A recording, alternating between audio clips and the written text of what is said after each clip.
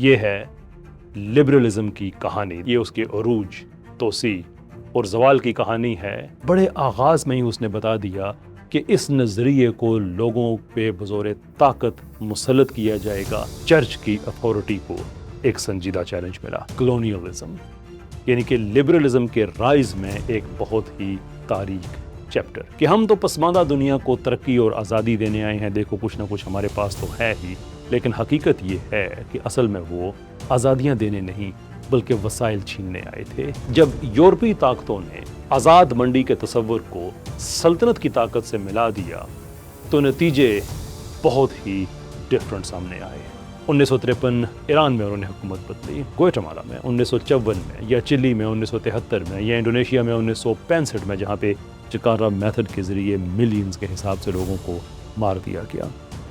اس دوران وہ کام ہوئے جو اصل میں لبرل اصول جو دنیا کو بتائے گئے تھے ان کی صریح خلاف ورزی کے.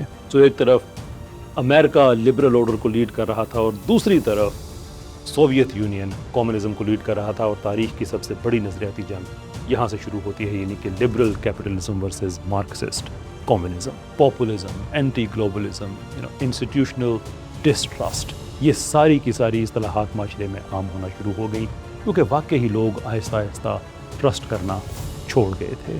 بریگزٹ، ٹرمپ، یورپ کے اندر نیشنلسٹ تحریک، یہ ساری کی ساری سامنے آنا شروع ہو گئیں کیونکہ 60s میں جو کچھ بویا گیا تھا وہ بھی سامنے آنا شروع ہو گیا. لبرلزم جیت گئی ہے، اینڈ آف دی سٹوری.